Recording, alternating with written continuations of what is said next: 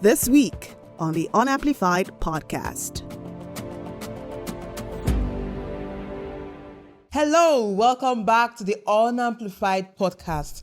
My name is Cynthia Mbamalu, your host, and as always, I have my amazing co-host. Hi everyone, my name is Queen CY, always bringing the vibes to you. Welcome to the Unamplified Podcast. Yeah, we missed you. I missed you people too. Like, it's been long. It's been some episodes now. Some episodes. Good to have you back. In some episodes Yeah. for some time now. Hi, it's me again. I'm back. Yes, she's back with her shy vibes. At least last episode, she came with the colors. And today we have an amazing guest. This is one young man that I was so happy when he said yes to the invitation to be part of the conversation today. We have Samuel Maina, who is an economist. Welcome to the Unamplified Podcast. Thank you so much for having me. Mr. Samuel. Thank you so much. Yes. For having me. Interestingly, as I had to put that you're an economist so that they will understand that today's conversation is about the economy because, everyone is feeling the bites. If you live in Nigeria, if you live in countries within the continent, I think globally, there is a general issue or challenge with the economy globally. Several countries, if you follow the news internationally, almost every country is dealing with its economic issue or one economic issue or the other. And so for the Nigerian context, it's also the fact that it's like things are getting worse. Forget the hot weather, because I think that's what is making it worse, actually. But if you get into the market, rising costs of foodstuff, if you go home, cost of rent, house rent has skyrocketed. I think landlords are also becoming something else because they are not even considering that. But think about the unemployment rate and what have you. I know the report in January said our inflation rate was about 29.9%. And I saw food inflation was already around 35%, 35.4% food inflation rate in Nigeria. And so I think I'll start with you, our guest, Samuel. What is the state of our economy and how did we get here? All right. Well, it's a cocktail of reasons. The Nigerian economy, it's a miracle for the fact that we are still even having an economy in the first place. Wow. That people are still thriving. It's indeed a very huge miracle because, like I said, it's a cocktail. This is a consequence of a badly managed. We have had a history of bad economic managers. And the past administration did so much carnage to this economy. Well, let me start with the central bank, who has the responsibility for price stability. In managing an economy, usually you have the fiscal authorities and you have the monetary authorities. So the central bank, which is the monetary authority, is responsible for mainly price stability. And when we talk of price stability, we're talking about the price of credit, which is interest rate. We're talking about the price, the consumer price index, which is inflation rate. And you're also talking about the price of Forex, which is the exchange rate. And the central bank has the sole responsibility of macroeconomic stability, which has to do with stabilizing all of these prices, the exchange rate, the interest rate, and of course, inflation rate. And so far, the new administration has tried to do its best with a new central bank governor. But like I said, they inherited so much. We had a central bank who illegally printed money up to the tune of $19 billion through ways and means. And it badly hit the economy.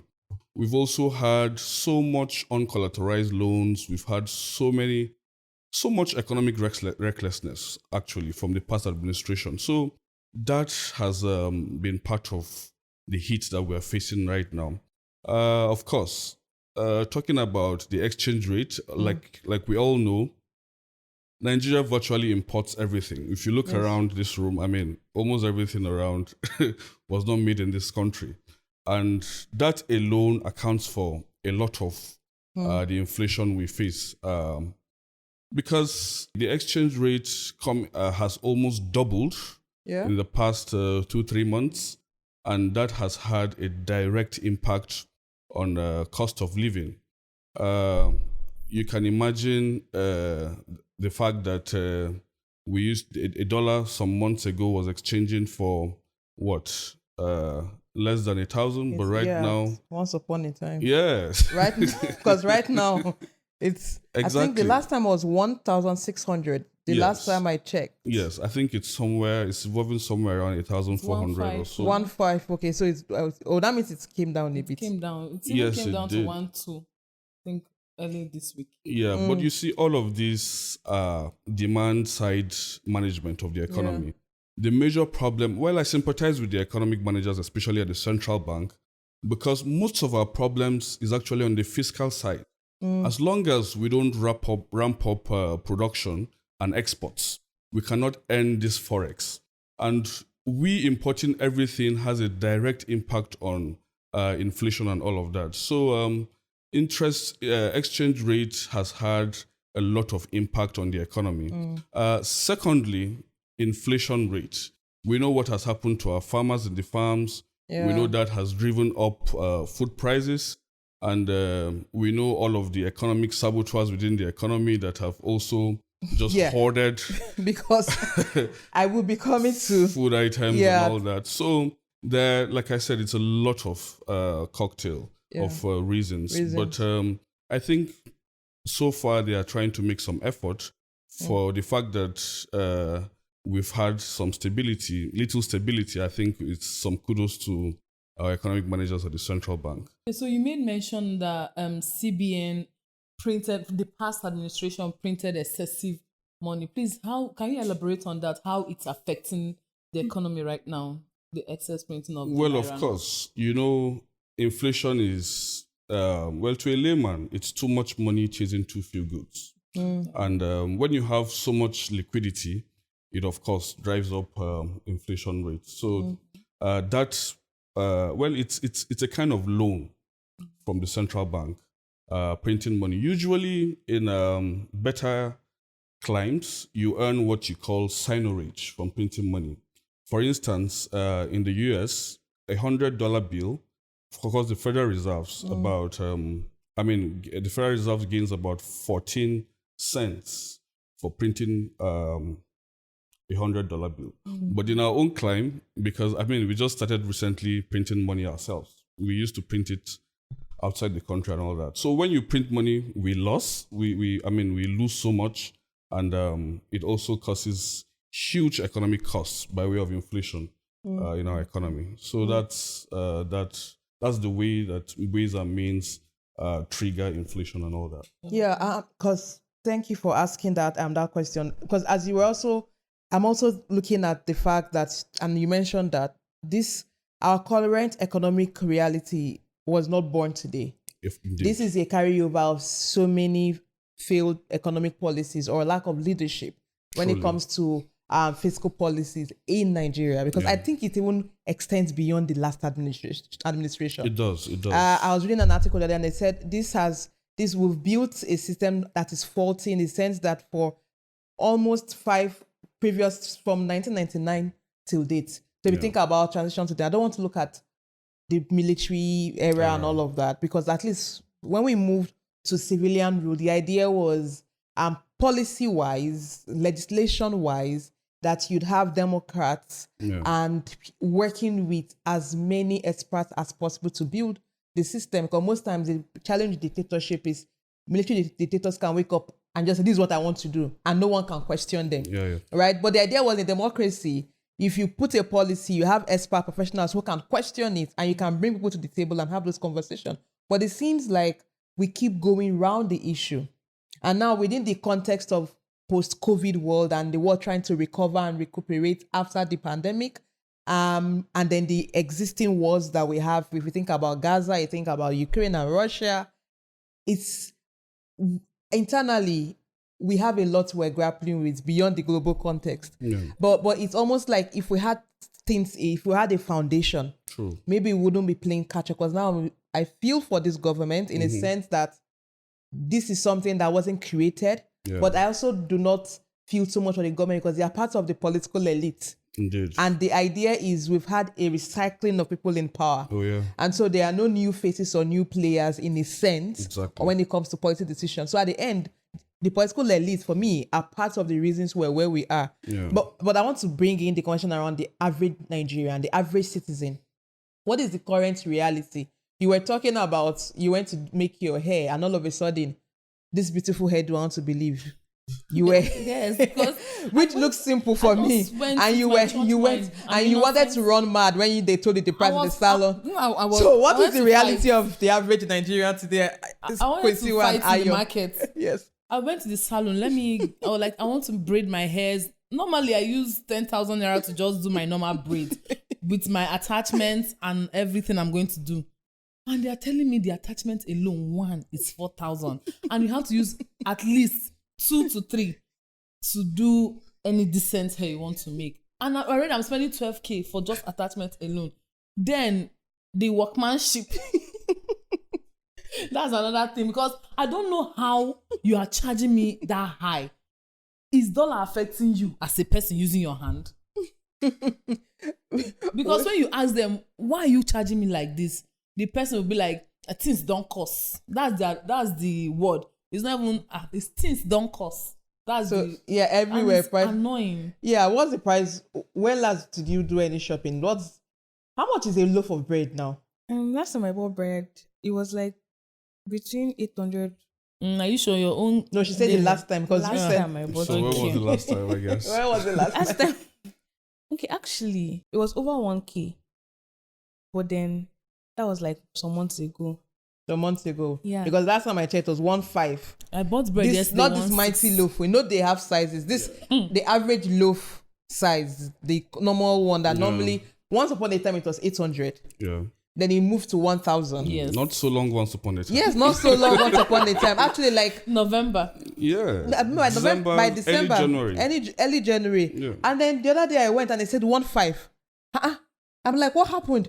Between the space of how many months? Like, even this, like, it's like most people are now becoming like homebodies, because you don't have anything to do that day. Usually, maybe you say, oh, let me go and see my friend. Even just going to see your friend, you think about the transport. Exactly. Think about what if we decide that we're hungry, want to buy this, just better to stay at home. I feel like the life of the average Nigerian now is just, not even just the average Nigerian, the average person around the world is just like severely reducing the quality of life of people. It's more like every day you go out, they add 1,000 naira to prices of things. Like places that I'm I could just go scared to before even buy anything that right it was now. like 1K to get there, now it's like 2-3, and you're just like, why am I even leaving the house if it's not for work, if it's not for, maybe if you're very religious, if not for a religious outing or something like that, you're asking yourself like, why are you leaving the house? There is no reason to leave the house. Before you go out, you think twice. Yes. And the other day I saw a post online. So someone was complaining, she went to buy tomato and they gave her 5, and they told her 500. Says that one is 100 naira. And a crate of egg, I heard is now 5,000. It is gold. Naira. Because now you're thinking about the average individual. What about someone living on the minimum wage?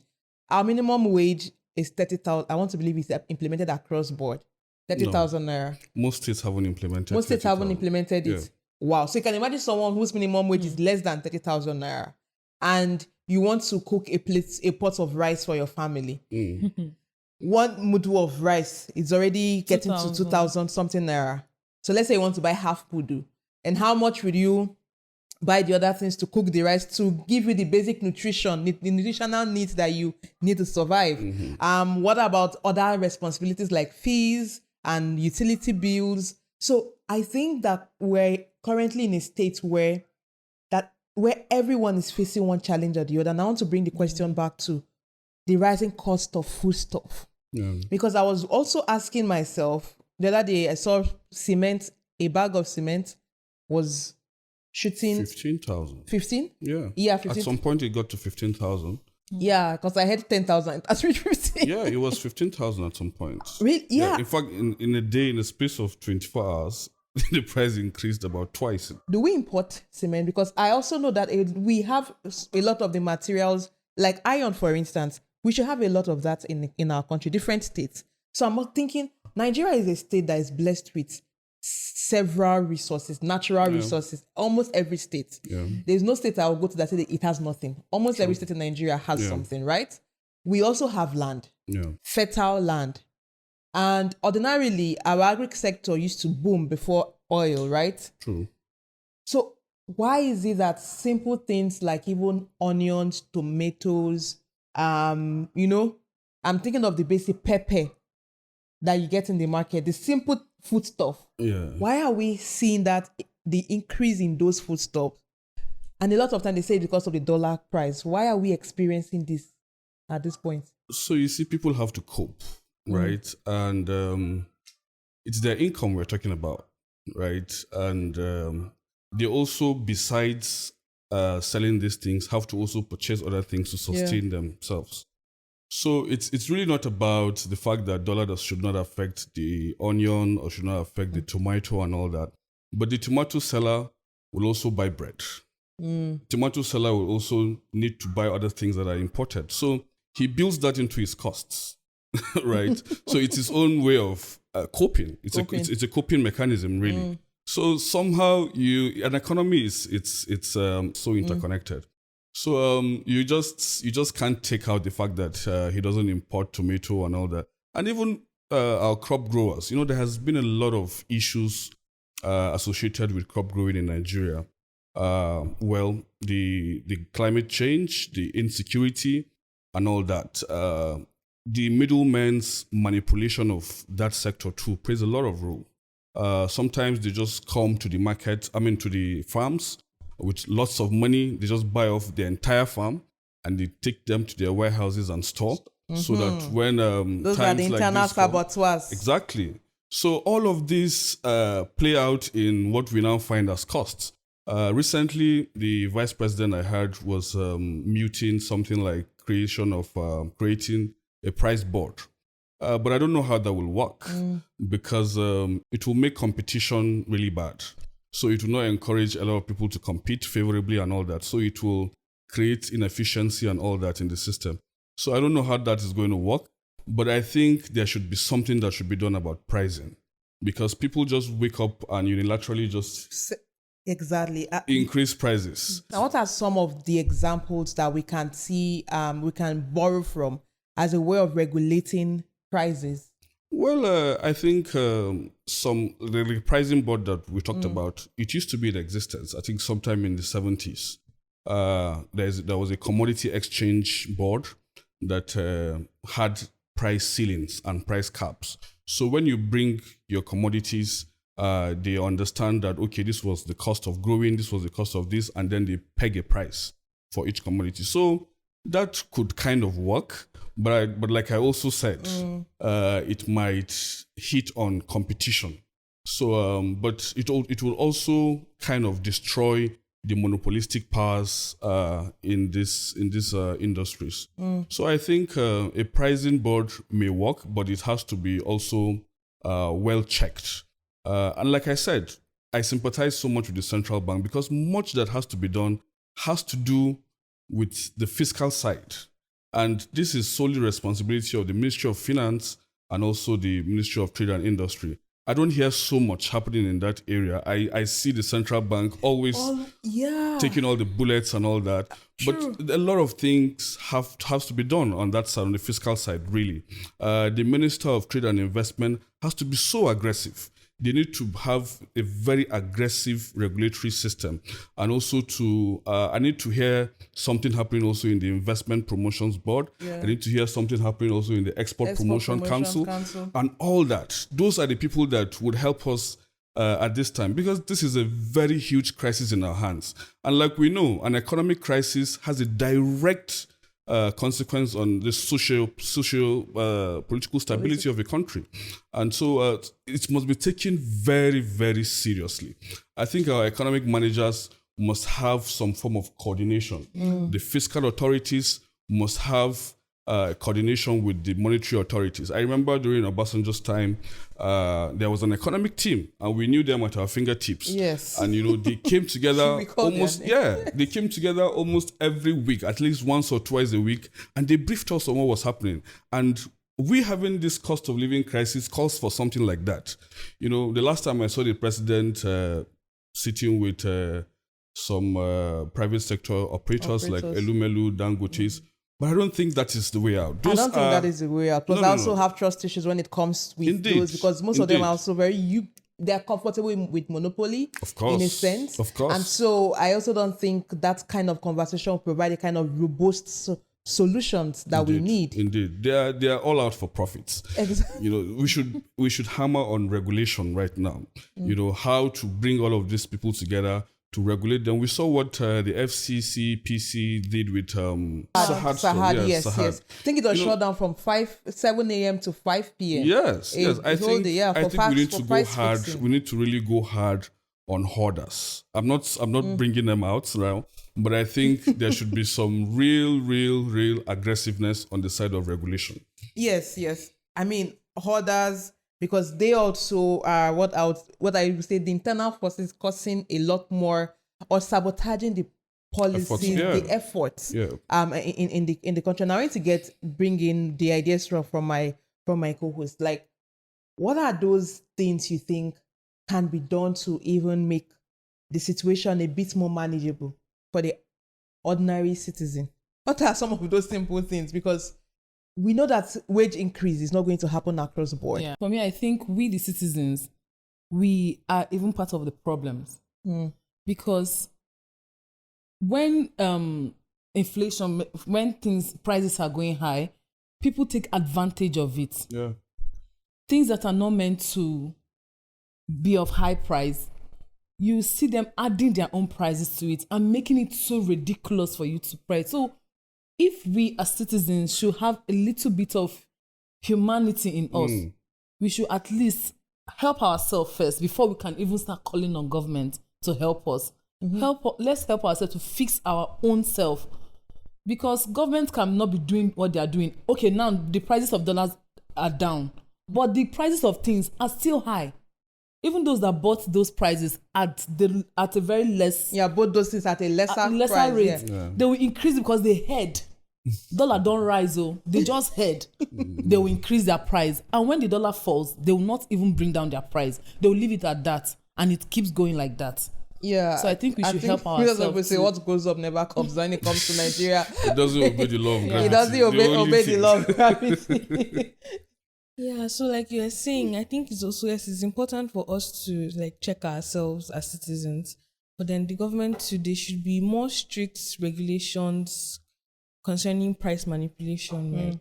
So there should be actual like laws and regulations in place so that you know that if I offend and do this is what happened to me, and then they should actually implement. So it's not like it's just a threat, right? You've seen the example of this happening to this person. So you yourself, you're like, oh, let me manage myself and all that.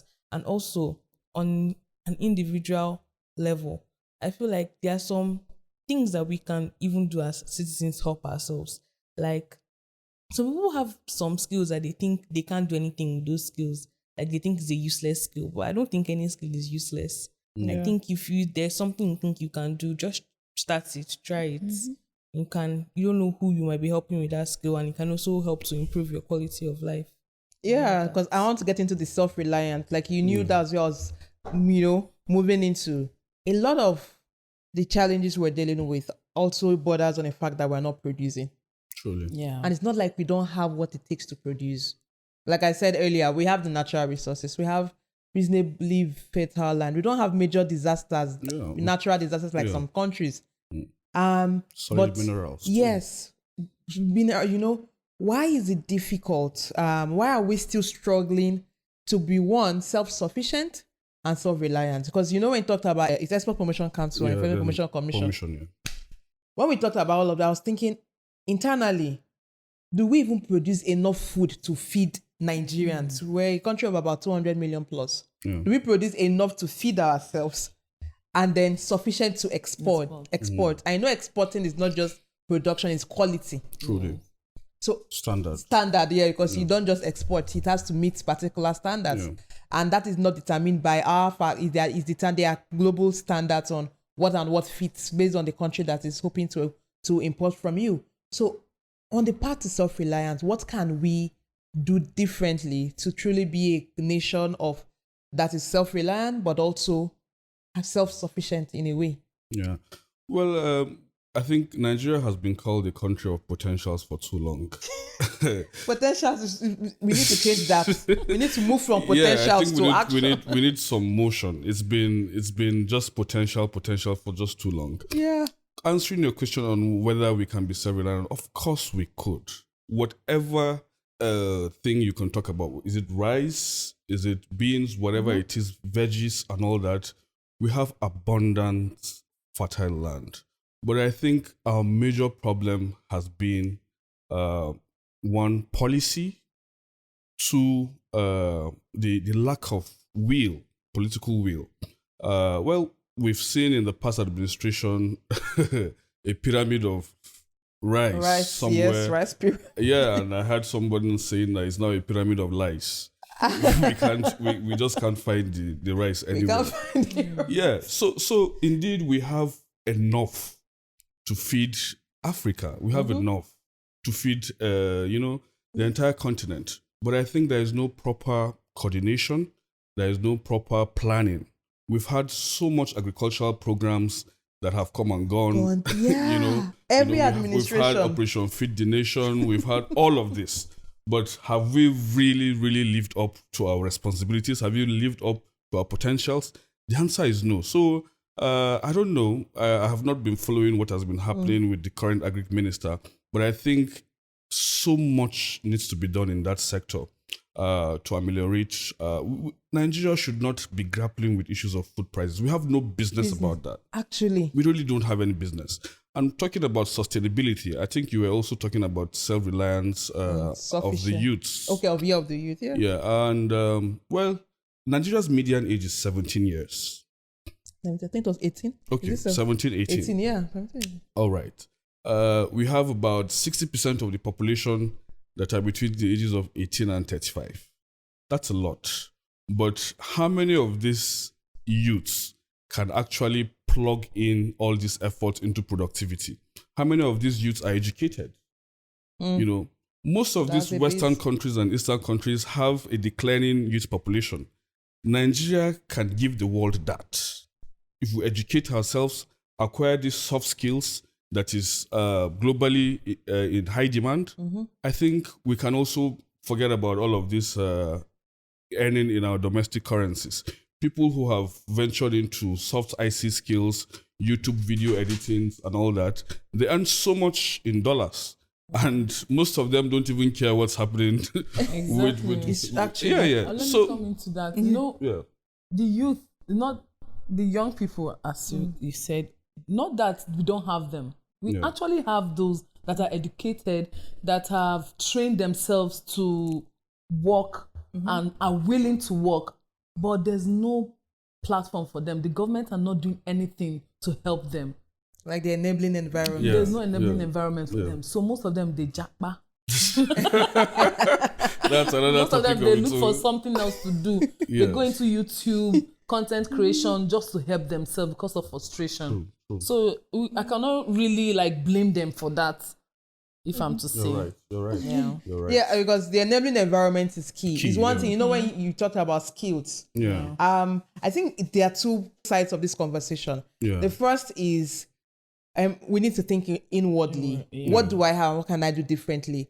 It doesn't matter that you went to school and you have the certification. Yeah. I don't think there's anywhere, even in most parts of the world, where it's only what you studied in school that you ended up, using. We've had people who are presidents who never read political science. Of course. Right? And they made very good presidents. Right? And they had the best economic policies when they were in office. Yeah. So, and I feel that, and that's where I want to get in, really tapping on what Ayo said on, as individuals, we need to also look internally. What can I do differently to build upon my skills, or even utilize the other skills that I have beyond waiting for the typical white collar job? That's the one part. With soft skills, and I talked about this, I think that's also a space people are not really tapping. People are making money in content creation without going to 9 to 5. Yes. Even though content creation doesn't have job hours, because most times you're creating content to the midnight, you're editing it's 2 a.m. 3 a.m. Probably takes more. It takes longer time. Yeah, because it's a lot of skill. Strength, Ordinary small post now to post on Instagram, now to post one video. I know how long time it takes me to edit, and it's not even for money purpose. It's just let me showcase what I'm doing. Yeah. So I actually think that has the two sides. The first side is we've seen the reality. We have to start thinking, what can I do differently? What skills I need to tap into? What can I, how can I be more productive? And because you need to have something to sell.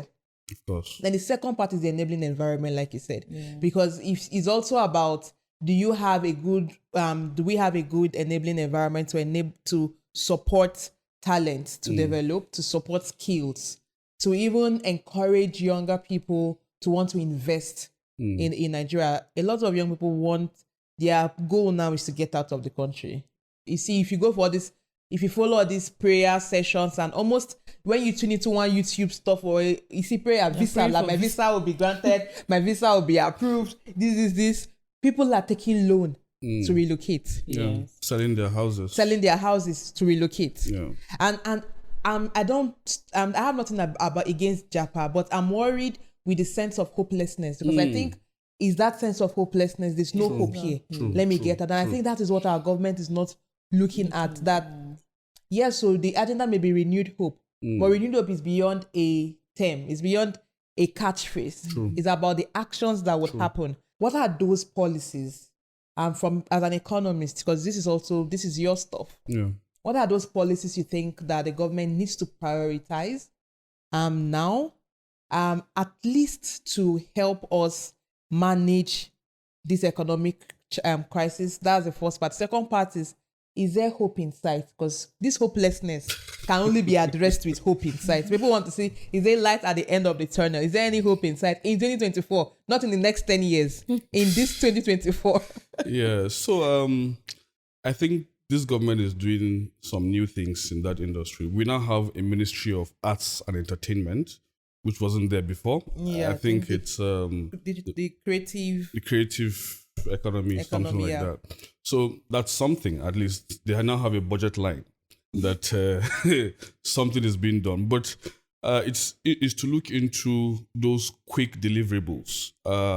What are these things that our youths can do to just get out of this mess as quick as possible? We have a lot of talents everywhere. But the ministry has not so far, maybe gone out to do all of this talent hunt and bring in lots of investors that will match these talents with where they will be so productive. So we have lots of people that really needs just this little push. So by way of policy, I think there should be lots of talent hunting going out now. I mean, lots in every state. The ministry should be seen to be doing something to identify people who are good in poetry, in music, in drama, and all of that. Because there's a lot of excess capital in the world that needs to hit these people. So it just needs proper coordination. It needs a policy framework that all of this will just come under. So that's that on the one hand. On the issue of hopelessness, I think it's more of a political issue than an economic issue. The administration needs to make it a priority to understand that, okay, there is hopelessness. They need to constantly speak to the youth that are going out. You need to tell the youth what you are doing for them. And I think if I were president, I would probably be doing a broadcast every week to speak to. You have over 90% of these people that are so energetic, so intelligent, loaded with so much potentials. You need to speak to them. You need to speak to their potentials. You need to tell them what you're doing to bring them out of this mess. Because as long as the youth don't feel that the government is doing anything, of course, they will find their way out where their skills are most needed. So I think speaking to the issue of hopelessness is a political issue that needs leadership. You need empathy. You need compassion. You need to speak to these people in words that, would assuage all of this hopelessness. Because, like you said, there's so much despair. Like, if you talk to 10 people, you hear 10 negative statements, right? So something really needs to be done about that. So even if the president is not speaking, we should see the creative industry minister always addressing these issues. And it shouldn't just be in Abuja or Lagos. It should be everywhere in the country. So I think by so doing, we'll begin to maybe find light at the end of the tunnel. At the end of the tunnel. Do you think there's hope? I actually think that there's hope. But before that hope will happen, the government should at least remove their mind. Like they should focus more on other sectors of the economy apart from oil or the oil sector. Yes. At least now I'm happy that they are seeing what is happening. There's no food. It's touching everybody, even them. Yes. I'm sorry I'm using this word. Their mind go touch ground. Because we are all hungry. Yeah. Nobody can tell me now that there's food somewhere that he or she is keeping. That food there is very expensive. You think you're a senator and maybe the money I'll get, I'll settle my constituency. It's no more reaching them. Yes. They are hungry. They need more money. If you're giving them 10,000 naira, they need 50,000 naira to survive. True. So you too, it's touching you. It's touching your pocket. Your mind no go touch ground. Leave oil for now and focus on other aspects of the economy and see how things will change. Yeah, and I love that. Leave oil, focus on other, and a lot of this, because it's not just about the president and the executive. This is a collective responsibility, and collective from the point of we need that leadership from the president, and the executive, the respective institutions, both the fiscal and monetary. We need them to be speaking. When you talk about just CBN, actually, if you go through, I was just thinking about in the news. The CBN governor have now become like a popular face now. Yeah. He's been invited to the National Assembly. Which shouldn't be. It's beyond just the CBN, right? So there's that. But there's a National Assembly. Every lawmaker represents the people. So we need to see the kinds of legislation, the kinds of oversight that they would be delivering on. That would also promote that. But then state level, that our governors also, because when I said policies, not just at that level. So on the issue of hopelessness, right? I feel like, because if, for example, now if you look at other countries, there are things that we criticize about their government, right? But then there are people that are just like so diehard for the people in their that are working in their leadership, that they have so much hope in them, so much faith in them. And I think that's because there's a reason why influencer marketing and things like this work, right? The parasocial relationships that we form with people in power. So because they are always out there, like most of them have social media accounts, they have podcasts and things like this. Like Fox News now, for example, most of the people in Fox News are powerful people in the Republican Party. So people are seeing them all the time and all these things. So they have this connection to them. So they trust them, they believe in them. So I feel like we can adopt those kind of things in Nigeria. Our leadership, we should be seeing them more often. They should be talking to us more, like he said. They should address the youth a lot, weekly, even daily, if possible. I feel like this kind of things where we are help to boost morale. People will have more faith in the government and all that. And then once the morale is high, then people can start trying to take action and doing different things to try and improve the economy. Once the morale is high, people can take action. And government speaking with the people. In fact, limit foreign trips at this point. I was in a meeting one day in Europe, and I won't even mention the meeting. And one thing these experts posed to us, said it was a team of African young leaders, and I said, why is it that your leaders, each time we want to meet with them, do not want us to come to Lagos or Nairobi or Abuja or Addis or called different, or Accra, like called different. Most of them they want to meet in Paris or in New York or in DC or and he was like, you just wanted to hear from us, the youth. Like, why is it that most times that leaders in Africa, sometimes not just the president, because now leaders being even heads of MDAs, that ministry department, agencies, state institutions, why is it that when they want to have conversation around things that would benefit, either discussing investment opportunities and all of those stuff, and some of them want to travel to experience the continent, but they say, oh, let's meet in Paris, or let's meet in New York, or let's meet in DC. And it made me think, none of us could respond to that, because it also affects even how people see us. And I think in Nigeria, there's one thing this government should even achieve is let's limit. There's so much happening here. Yeah. When the average Nigerian believes that all you do is spend more time outside Nigeria than in Nigeria, it affects trust. And that's what I always say. Trust, because we don't think you care because you're never around. Yeah.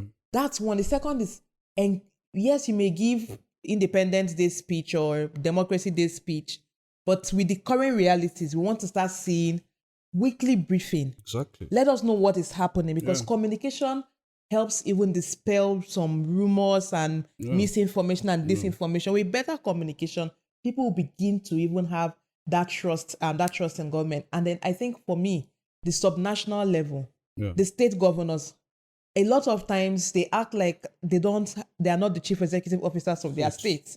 If states are economically viable, it would also reduce the level of poverty and challenges we have. But if states are waiting for handouts from the federal government, states are not thinking of how to develop internally, how to raise revenues internally. How many states can say that they are economically viable? Solvent. They are not we don't have states that are self-reliant. So we also, every governor has budget allocation.